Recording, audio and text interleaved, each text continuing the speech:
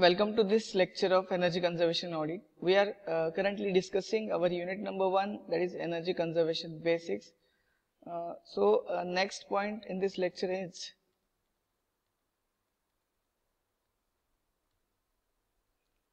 need of energy conservation. Up to this we have already covered in lecture 1 and 2. So the need of energy conservation that we have to discuss in this lecture. The fossil fuels like coal, oil, petrol, diesel, kerosene, which takes number of years to form. That means it will take hundreds of years to form. And nowadays they are depleting or vanishing very soon. That means the fossil fuel like petrol, diesel, kerosene, coal, oil, that all the fossil fuel will deplete in next 50 years or 100 years. So they are completely vanishing or depleting due to the excessive use of that fossil fuel. In last 200 years, we have already consumed 60% of all the energy resources. जे काही आपले energy resources आहेत, जे fossil fuel आहेत, त्या already आपण 60% last 200 year मध्ये all over world मध्ये कंझ्युम केलेले आहेत. सो ओनली 40% रिमेनिंग आहेत आणि ते जे रिसोर्सेस आहेत that will depleting very soon. ठीक आहे.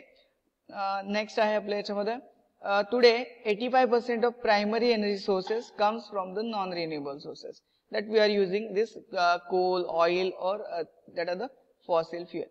ठीक आहे. सो 85% हे जे आपले नॉन रिन्युएबल रिसोर्सेस आहेत, that's why you have to required conserve energy और save energy.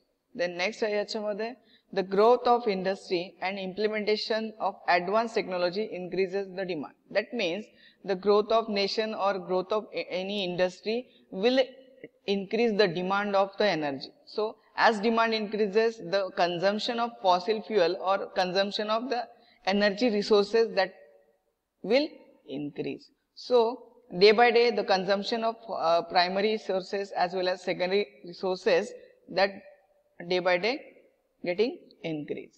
The next point is the rate of growth in energy demand is more than the energy generation. That means in last lecture we already discussed the generation or in total installed capacity of India.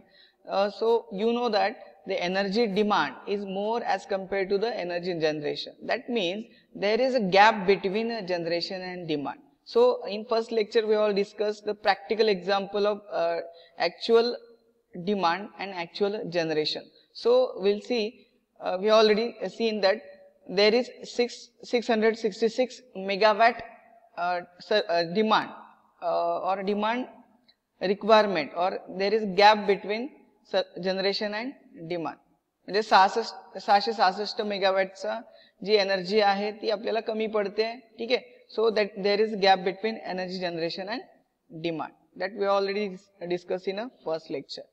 Then next point is there is wide gap between, so already discussed it. There is wide gap in between generation and demand. In order to reduce the gap between supply and demand, so आपल्याला supply आणि demand मधला gap reduce करायचा आहे.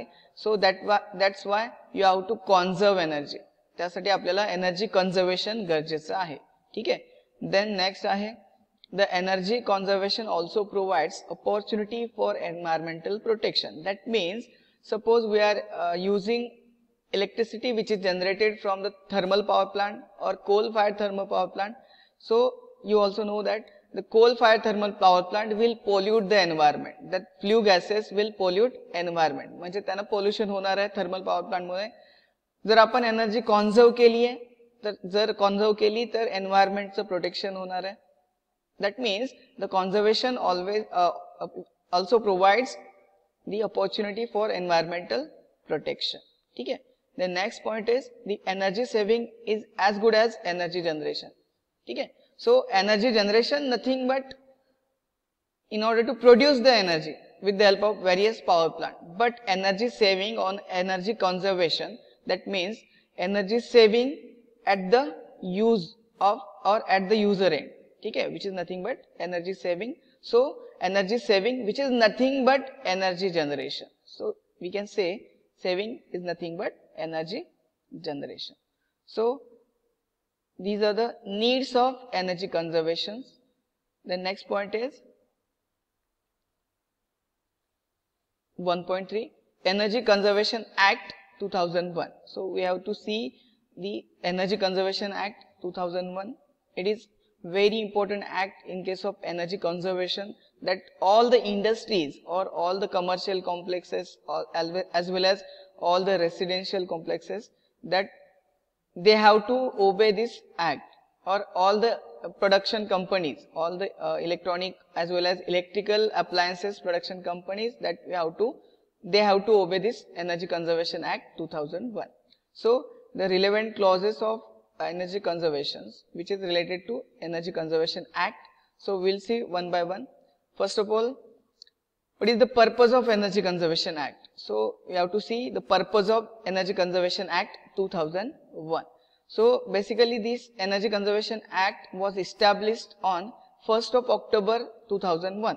So that's why it is called as Energy Conservation Act 2001. It is established in 1st of October 2001.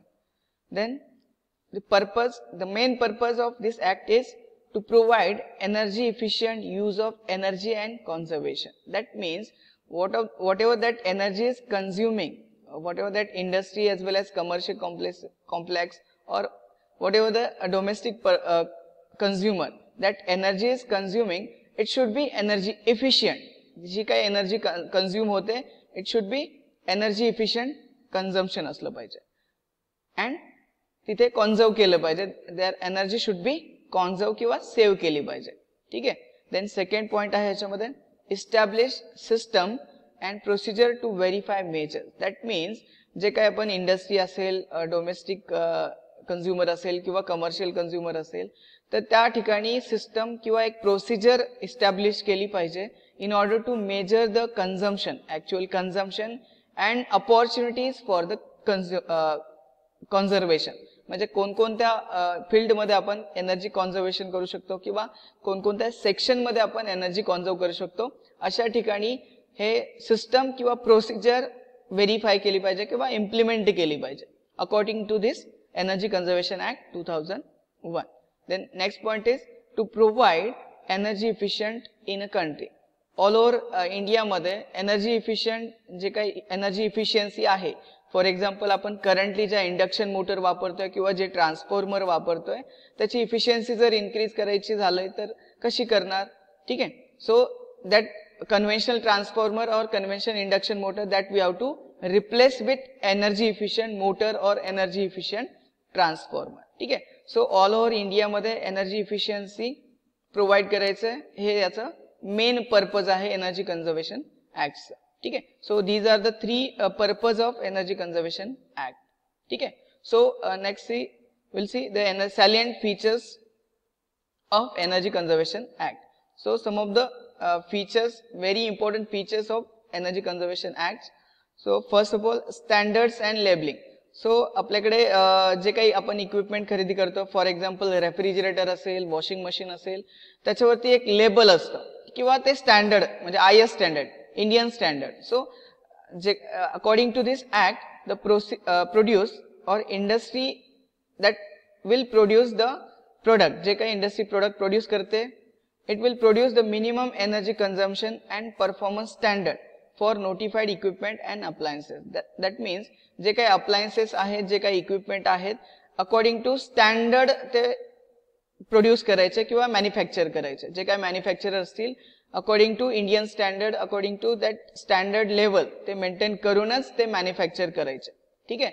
Then labeling, जे manufacture केलेले equipment आहेत, appliances आहेत, त्यांना लेबलिंग करायचं. लेबलिंग म्हणजे काय, तुम्ही रेफ्रिजरेटर वरती बघितलं असेल, एक लेबल स्टिकर असतो, त्याच्यावरती त्याचं कन्झम्पशन किती आहे, व्होल्टेज किती आहे, देन करंट किती आहे, किती लिटरचं रेफ्रिजरेटर आहे, that all the information are printed on the label. So according to this act the producer or the manufacturing company should include or should produce the equipment which is as per standard and labeling should be there. ठीक आहे. So प्रत्येक equipment वरती किंवा प्रत्येक appliances वरती तिथे labelling असलं पाहिजे. ठीक आहे. देन नेक्स्ट आहे याच्यामध्ये it is use to avoid the manufacturer and sale of equipment without standard. म्हणजे बरेचसे मॅन्युफॅक्चरर काय करतात, विदाउट स्टँडर्ड जे इक्विपमेंट आहेत विथ लो कॉस्ट ते मॅन्युफॅक्चर करतात आणि सेल करतात. हे ते अवॉइड करण्यासाठी हे तुमचं स्टँडर्ड मेंटेन करायचं आहे, ते स्टँडर्ड ॲज पर स्टँडर्ड ते मॅन्युफॅक्चर करावं लागतं according to this act. Then next आहे याच्यामध्ये introduce labelling to make consumer choice. That means जर मार्केटमध्ये आपण गेलो, ठीक आहे, तर मार्केटमध्ये गेल्यानंतर काय करतो, एक रेफ्रिजरेटर सपोज घ्यायचा आहे, तर रेफ्रिजरेटर काय करतो आपण लिटरवरती घेतो, किती लिटरचा किंवा किती साईजचा घ्यायचा आहे. सो ते लेबलिंगमुळे आपल्याला कळतं की 175 लिटरचं घ्यायचं आहे किंवा 215 लिटरचं घ्यायचं आहे. मग ते अकॉर्डिंग टू दॅट लेबलिंग काय होतं, कन्झ्युमरला चॉईस करणं इझी जातं. ठीक आहे, so that's why labelling is important. So according to this act, the manufacturer company should label the each appliances or each equipment. ठीक आहे. Then next important feature is energy conservation building code, which is related to your commercial building. म्हणजे बऱ्याचशा commercial buildings आहेत ज्याच्यामध्ये जो काही load आहे which is greater than or equal to 500 kilowatt. ज्या commercial buildingचा load greater than or equal to 500 kilowatt असेल तर याच्यासाठी energy conservation building codes implement केला जातो. आता हा कोड काय आहे तर त्याच्यामध्ये to provide minimum requirement for the energy efficient design and construction of building. That means for example एक कोड डिझाईन केलेला आहे minimum requirement of energy design. म्हणजे फॉर एक्झाम्पल एक बेडरूम आहे किंवा 1 BHK फ्लॅट आहे, त्या फ्लॅटमध्ये जर एनर्जी इफिशियंट डिझाईन करायचं आहे, म्हणजे किती ट्यूब्स लागतील, किती CFL लागतील, LED लागतील. So that energy efficient design that is implemented. And construction of building, म्हणजे जे काही कन्स्ट्रक्शन आहे, फॉर एक्झाम्पल स्टेअरकेजमध्ये किती इल्युमिनेशन लागेल किंवा लाइटिंग सिस्टम कशी लागेल, ऑल ओव्हर बिल्डिंगची लाइटिंग सिस्टम कशी पाहिजे. So that all the parameters that they are considering according to energy efficient design and construction of building. So which is related to your buildings or commercial buildings which is having load 500 kilowatt or more than that 500 kilowatt. ठीक है. Then next important feature is energy conservation fund. To set up energy conservation funds for providing, म्हणजे according to Energy Conservation Act, the government will provide funding so for following factors. So promotion of energy service companies, for example जे काही energy sector मधल्या companies आहेत, जसं तुम्ही बघितलं असेल Reliance आहे, अदानी आहे, टाटा आहे, दॅट एनर्जी सर्व्हिस कंपोनंट किंवा कंपनीज आहेत किंवा जे इक्विपमेंट्स प्रोड्यूस करतात त्यांच्यासाठी जे प्रमोशन्स आहेत, प्रमोशन म्हणजे तुम्ही ॲडव्हर्टाइजमेंट पाहिली असेल, ठीक आहे. सो प्रमोशनल ॲडव्हर्टाइजमेंट त्याच्यासाठी फंडिंग प्रोव्हाइड करण्याचं काम हे according to energy conservation act होतं. देन नेक्स्ट आहे research and development. So it will provide according to this act the government will provide research and development fundings. म्हणजे energy conserve कशी करायची किंवा एनर्जी कन्झर्वेशनसाठी आणखी काही रिसर्च करू शकतो किंवा R&D सेक्टर्स आपल्याकडे आहेत. सो R&D मध्ये आपण काय याच्यामध्ये इम्प्लिमेंट करू शकतो बेटर कन्झर्वेशनसाठी. So they will provide the funding for research and development. The next point is creation of testing facilities. For example हे रिसर्च केलेलं आहे, डेव्हलपमेंट केलेली आहे. देन एनर्जी कन्झर्वेशन साठी आपण फॉर जस्ट एक्झाम्पल घेऊया, कन्व्हेन्शनल 3 फेज इंडक्शन मोटर आहे, त्याला आपण रिप्लेस करायचे एनर्जी इफिशियंट इंडक्शन मोटरने. सो जे काही टेस्टिंग त्यासाठी जी टेस्टिंग फॅसिलिटी रिक्वायर्ड आहे, जे काही टेस्ट करायच्या आहेत, so they will provide according to this act. The government will provide testing facility or funding for this testing facility. ठीक है. So these are the energy conservation fund. That means according to this act, the government will or government provides the funding for this following 3 parameters. ठीक है. The next feature is designated consumers. So designated consumers nothing but to get an energy audit by accredited auditor. That means audit आपण बघितलेलं आहे. Audit nothing but analysis of energy consumption and making report of that. ठीक आहे, एक analysis करायचं energy consume किती होते, कोणकोणत्या फॅसिलिटीज मध्ये किती एनर्जी कन्झ्युम होते आणि त्याचा रिपोर्ट तयार करायचा, which is nothing but energy audit. But हे ऑडिट करताना कोणीही ऑडिट करू शकतो का? नाही.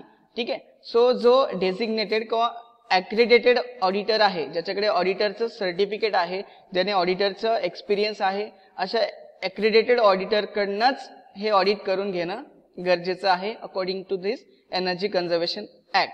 म्हणजे हे ऑडिट आहे एनर्जी ऑडिट, हे अकाउंटचं ऑडिट वेगळं आहे, फायनान्शियल ऑडिट वेगळं आहे आणि एनर्जी ऑडिट वेगळं आहे. हे एनर्जी ऑडिट हे जे आहे ते इयरली एनर्जी ऑडिट करावं लागतं, जे किती एनर्जी कन्झ्युम होते, कोणकोणत्या एरियामध्ये किती कन्झ्युम होते. फॉर एक्झाम्पल आपलं कॉलेज आहे, कॉलेजमध्ये व्हेरियस डिपार्टमेंट आहेत. For example computer department, mechanical, electrical, civil, ENTC. त्या डिपार्टमेंटच्या लॅब आहेत, त्या लॅबमध्ये किती एनर्जी कन्झ्युम होते, त्या डिपार्टमेंटमध्ये किती एनर्जी कन्झ्युम होते आणि व्हेरियस बिल्डिंग्समध्ये किती एनर्जी कन्झ्युम होते, हे झालं ऑडिट. आणि त्याचा रिपोर्ट तयार करणं, which is nothing but audit. हे जे आहे ऑडिट ते ॲक्रेडिटेड ऑडिटरकडनं करून घेणं गरजेचं असतं. ठीक आहे, according to this energy conservation act 2001. आता designated auditor and energy management as per bureau of energy efficiency, म्हणजे एक BEE. आपल्याला हे BEE काय आहे, त्याचा रोल काय आहे ते डिटेलमध्ये बघायचं आहे. सो BEE म्हणजेच ब्युरो ऑफ एनर्जी इफिशियन्सी. ठीक आहे, हे अकॉर्डिंग टू दिस जे काही ऑडिटर आहे तो ऑडिटरने किंवा एनर्जी मॅनेजमेंट आहे. एनर्जी मॅनेजमेंट म्हणजे काय, किती एनर्जी कन्झ्युम होते आणि किती सेव्ह होते. ठीक आहे, हे मॅनेजमेंट करणं. फॉर एक्झाम्पल त्याच्यामध्ये आणखी किती सेव्ह करू शकतो, which is nothing but energy management. ठीक आहे, हे जो तुमचा डेझिग्नेटेड ऑर ॲक्रेडिटेड ऑडिटर असणार आहे तो एनर्जी मॅनेजमेंट करणार आहे, which is according to BEE, which is nothing but bureau of energy efficiency. ठीक आहे, सो इथपर्यंत क्लिअर असेल. These are the salient features of energy conservation act. ठीक आहे, सो हे आपले फीचर्स आहेत. त्याच्यामध्ये फर्स्ट आपण पाहिलं स्टँडर्ड अँड लेबलिंग, नेक्स्ट पाहिलं energy conservation building course, next पाहिलं एनर्जी कन्झर्वेशन फंड्स, नेक्स्ट पाहिलं याच्यामध्ये designated consumers. Then next we have to see BEE and its roles. म्हणजे BEE काय असतं, ब्युरो ऑफ एनर्जी इफिशियन्सी, आणि त्याचा रोल काय आहे ते आपल्याला पाहायचं. आता तुम्ही रेफ्रिजरेटरवरती सगळ्यांनी पाहिलं असेल किंवा TV असेल त्याच्यावरती एक स्टिकर पाहिलं असेल किंवा लेबलिंग पाहिलं असेल ज्याच्यावरती स्टार रेटिंग असतं. ठीक आहे, जे काही स्टार रेटिंग ब्ल्यू मध्ये आणि ग्रीन मध्ये एक इलेक्ट्रिसिटी N सिम्बॉल असतो. ठीक आहे, which is according to BEE, that is bureau of energy efficiency, म्हणजे स्टार रेटिंग असतं. ठीक आहे,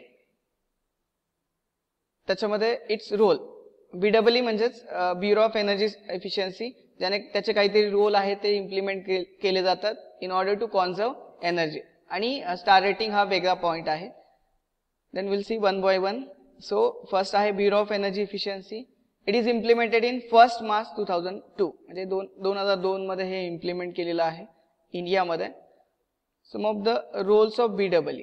सो त्याच्यामध्ये फर्स्ट रोल आहे create awareness and disseminate information on energy efficiency and conservation, म्हणजे जे लोकांमध्ये अवेअरनेस क्रिएट करणे अँड डिसिमिनेशन ऑफ इन्फॉर्मेशन, म्हणजे जे काही energy conservation related, energy efficiency किंवा कन्झर्वेशन रिलेटेड जी काही इन्फॉर्मेशन आहे ती लोकांपर्यंत पोहोचवणे, हे हा इम्पॉर्टंट रोल BEE आहे.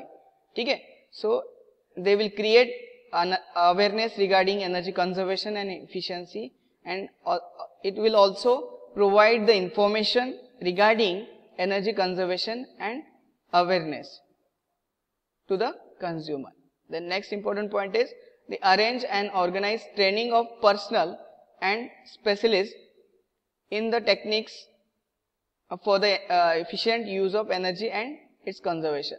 म्हणजे जे काही जे ऑर्गनायझेशन आहेत किंवा जे MSEB वर्कर आहेत किंवा जे टेक्निकल वर्कर आहेत किंवा स्पेशलिस्ट आहेत त्यांचं ट्रेनिंग ऑर्गनाईज करणं. फॉर एक्झाम्पल जसं MSEB चे वर्कर आपण अज्युम करूया. सो MSEB चे जे वर्कर आहेत त्यांचं ट्रेनिंग ऑर्गनाईज करणे. आता ट्रेनिंग मध्ये काय शिकवलं जातं, जे काही एनर्जी कशी कॉन्झर्व करायची किंवा एनर्जी कशी सेव्ह करणार, जे काही ट्रेनिंग पर्सनल्स आहेत त्यांना हे सांगितलं जातं, which is regarding to energy saving and energy conservation. ठीक आहे, हे कोणाचं काम आहे according to BEE. Then next आहे strengthen the consultancy service in the field of energy conservation. जे काही consultancy सर्व्हिस आहेत, ठीक आहे, त्यांना सपोर्ट करण्याचं काम कोणाचं असतं, BEE, ब्युरो ऑफ एनर्जी इफिशियन्सीचं in the field of energy conservation. म्हणजे जे काही आपण एनर्जी कॉन्झर्व करतो त्या केसमध्ये त्यांना जे काही सपोर्ट, टेक्निकल सपोर्ट रिक्वायर्ड आहे, that BEE will provide all the technical supports regarding energy conservation. The next point is the promotion, research and development. It will promote the research and development. BEE will promote all the research regarding the energy conservation and efficiency. Then next point is develop testing and certification procedures and promotion testing facilities or promote testing facilities. So याच्यामध्ये जे काही testing आहेत, जे काही testing means मगाशी तुम्हाला example दिलं, जी conventional induction motor आहे ते कन्व्हेन्शनल इंडक्शन मोटरला आपल्याला रिप्लेस करायचे विथ एनर्जी इफिशियंट मोटर. पण त्यासाठी ज्या काही टेस्टिंग फॅसिलिटी रिक्वायर्ड आहेत किंवा जे काही सर्टिफिकेशन रिक्वायर्ड आहेत ते ऑल द सर्टिफिकेशन ते कोण देणार आहे, BEE देणार आहे. BEE will provide all the certifications and all the testing facilities to the industries. जे काही इंडस्ट्रीज असतील किंवा it will promote the testing facilities. ठीक आहे. सो हा रोल कोणाचा असणार आहे, BEE रोल असणार आहे. देन नेक्स्ट आहे याच्यामध्ये the formulate and facilitate the implementation of pilot projects and demonstration project. म्हणजे जे काही सपोर्टिंग प्रोजेक्ट्स आहेत, पायलट प्रोजेक्ट्स आहेत, ऍक्टिव्ह प्रोजेक्ट्स आहेत किंवा जे काही डेमो प्रोजेक्ट्स आहेत त्यांना फॉर्म्युलेट करणे किंवा जे काही फॅसिलिटी आहे त्यांना जी काही फॅसिलिटी आहे त्यांना इम्प्लिमेंट करायचे.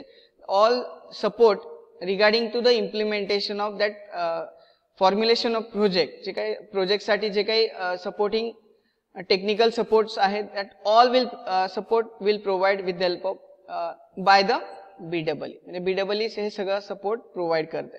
आणि जे काही डेमो प्रोजेक्ट आहेत किंवा एखादा प्रोजेक्ट तयार केलेला आहे, प्रोडक्ट तयार केलेला आहे, त्यासाठी जे काही इम्प्लिमेंटेशन करायचं आहे ते सगळे जे सपोर्ट आहेत फॅसिलिटी साठी ते BEE प्रोव्हाइड करते. Then next promote use of energy efficient processes, equipments, devices and system.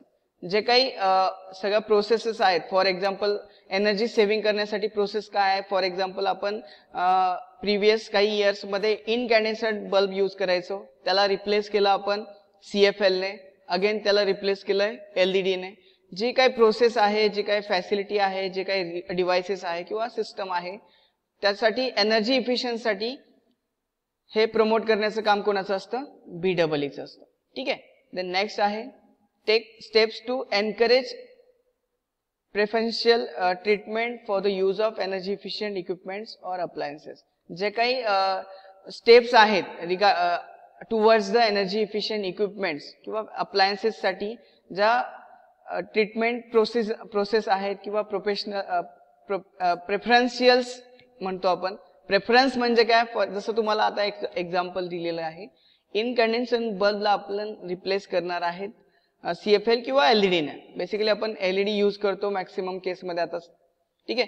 तो हे प्रेफरन्स काय द्यायचा, काही केसेसमध्ये किंवा रुरल एरियाजमध्ये काय होतं अजूनही इनकंडेन्सेंट बल्ब यूज केला जातो, बट त्यांना आपण समजून दिलं पाहिजे किंवा ते BEE they will promote innovative technique और take a step towards the encouragement of that preferential use of that various energy efficient equipment. जे काही इक्विपमेंट आहेत त्यांचा यूज त्यांनी बेटर वेने केला पाहिजे. हे काम कोणाचं आहे, BEE आहे. देन नेक्स्ट आहे promote innovative financing of energy efficiency project. जे काही एनर्जी इफिशियन्सी प्रोजेक्ट आहेत त्यांना फिनान्शियल सपोर्ट करण्याचं काम BEE आहे. Then next give financial assistance to the institutions for promoting efficient use of energy and its conservation. जे काही इन्स्टिट्यूशन्स आहेत किंवा जे काही ज्याच्यामध्ये एनर्जी इफिशियन्सी प्रोजेक्ट्स इम्प्लिमेंट केले जातात किंवा प्रमोट केले जातात त्या इन्स्टिट्यूशन्सला फिनान्शियल असिस्ट करण्याचं काम कोणाचं असतं, BEE असतं. देन नेक्स्ट आहे याच्यामध्ये prepare educational curriculum on efficient use of energy and conservation. जे आपण सिलेबस स्टडी करतोय तो BEE किंवा ब्युरो ऑफ एनर्जी इफिशियन्सीने सजेस्ट केलेलं आहे, ही हे MSBTच्या सिलेबसमध्ये किंवा या एनर्जी कन्झर्वेशन ऑडिटच्या सिलेबसमध्ये हे इन्क्लूड असलं पाहिजे. मग हे सजेस्ट करण्याचं काम कोणाचं? BEEचं. So BEE will prepare the educational curriculum on energy efficient use of energy and conservation. हा जो सिलेबस कोणी तयार केलेला आहे? BEEच्या असिस्टन्स किंवा BEE ने असिस्ट केलेला आहे, सजेस्ट केलेला आहे. देन नेक्स्ट आहे implement international cooperations programmes relating to the efficient use of energy and conservation. म्हणजे जे काही इंटरनॅशनल एजन्सीज आहेत त्यांच्यासाठी कोऑपरेशनल प्रोग्राम्स किंवा एक इंटरॅक्शन करून what ever that implementation energy conservation मध्ये जे काही इम्प्लिमेंटेशन आहे किंवा एनर्जी इफिशियन्सी रिलेटेड जे इम्प्लिमेंटेशन आहे त्याच्याशी कोऑपरेशन करून किंवा चर्चा करून हे चर्चा करणं, हे जे इम्प्लिमेंट करणं हे कोणाचं काम आहे? BEEचं काम आहे. सो हे हे जे काय रोल्स आहेत हे BEE किंवा ब्युरो ऑफ एनर्जी इफिशियन्सीचे रोल आहे. सो हे आपण रोल ऑफ BEE हे या लेक्चरमध्ये बघितले. बाकी आपण नेक्स्ट लेक्चरला कंटिन्यू करूया. थँक्यू.